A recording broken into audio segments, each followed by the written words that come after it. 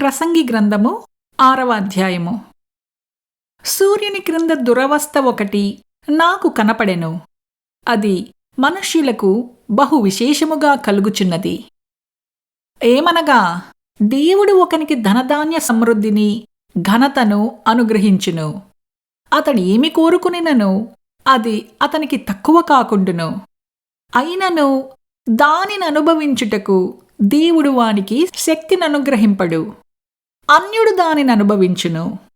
ఇది వ్యర్థముగాను గొప్ప దురవస్థగాను కనబడుచున్నది.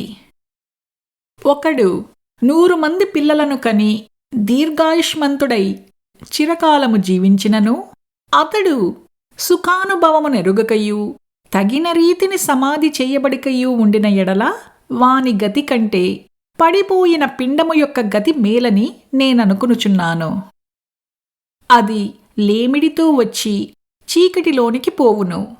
దాని పేరు చీకటి చేత కమ్మబడెను. అది సూర్యుని చూచినది కాదు, ఏ సంగతియు దానికి తెలియదు. అతని గతి కంటే దాని గతి నెమ్మది కలది. అట్టివాడు 2000 సంవత్సరములు బ్రతికియు మేలు కానకయున్న ఎడల వాని గతి అంతే. అందరును ఒక స్థలమునకే వెళ్ళుదురు కదా. మనుష్యుల ప్రయాసమంతయు వారి నోటికే కదా. అయినను వారి మనస్సు సంతుష్టి నొందదు. బుద్ధిహీనుల కంటే జ్ఞానుల విశేషమేమి? సజీవుల ఎదుట బ్రతుక నేర్చిన బీదవారికి కలిగిన విశేషమేమి? మనస్సు అడియాసలు కలిగి తిరుగులాడుట కన్నా ఎదుటనున్న దానిని అనుభవించుట మేలు.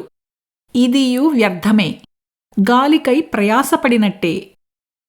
ముందు ఉండినది బహుకాలము క్రిందనే తెలియబడెను. ఆయా మనుష్యులు ఎట్టివారగుదురో అది నిర్ణయమాయెను. తమకంటే బలవంతుడైన వానితో వారు వ్యాజ్యమాడజాలరు. పలుకబడిన మాటలలో నిరర్ధకమైన మాటలు చాలా ఉండును. వాటి వలన నరులకేమి లాభము? నీడవలే తన దినములన్నీయూ వ్యర్థముగా గడుపుకొను మనుష్యుల బ్రతుకునందు ఏది వారికి క్షేమకరమైనదో ఎవరికి తెలియును? వారు పోయిన తరువాత ఏమి సంభవించునో వారితో ఎవరు చెప్పగలరు?